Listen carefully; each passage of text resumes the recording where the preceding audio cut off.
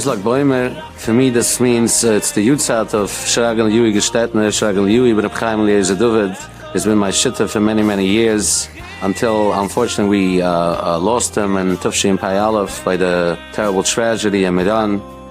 And reflecting and thinking back, I think of someone who really, really changed his life so drastically in so many ways throughout those last 7 years of his life.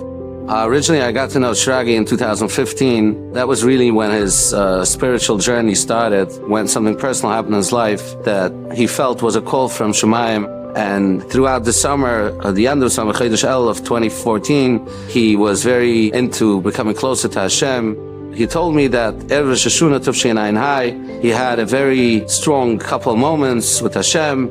And one of the things he told Hashem is that his panusa, his business right now is from music, and he feels that if he continues his career in music, it will definitely not help him to reach his goal to where he wants to be. In the middle of the night, he woke up, he had a dream. He was seeing himself standing in a trade show, and he was selling wall panels.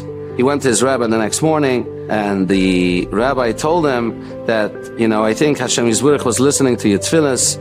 So Shagi actually started out and he was developing a product. We actually have a patent on the product, but he would develop for many, many months wall panels that you mount on the wall. And he decided that this is going to be his business.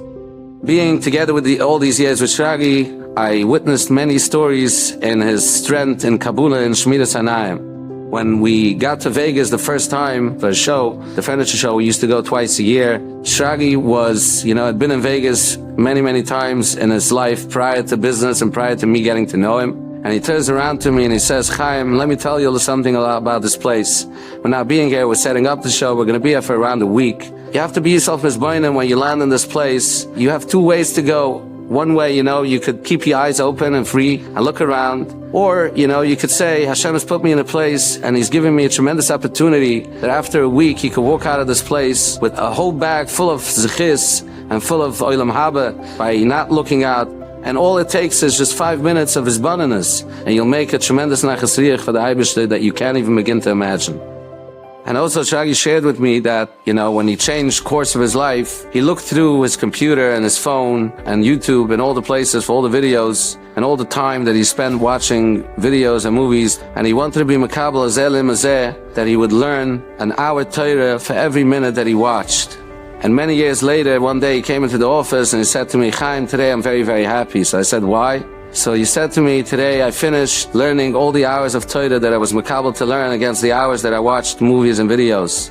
You can't even understand the simcha that I have. I feel that the zeh limazeh is definitely something that Hashem will be makabel and say that this person really meant it seriously.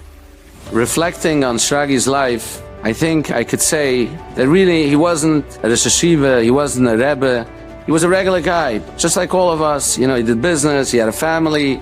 But the level that he reached in Yerushalayim, in Avodas Hashem, with everything with such hisbonenus and everything with such depth, Shragi taught us that if you really want, and you really, really want, and you ask Hashem, and you do what you can do, you definitely reach very high places.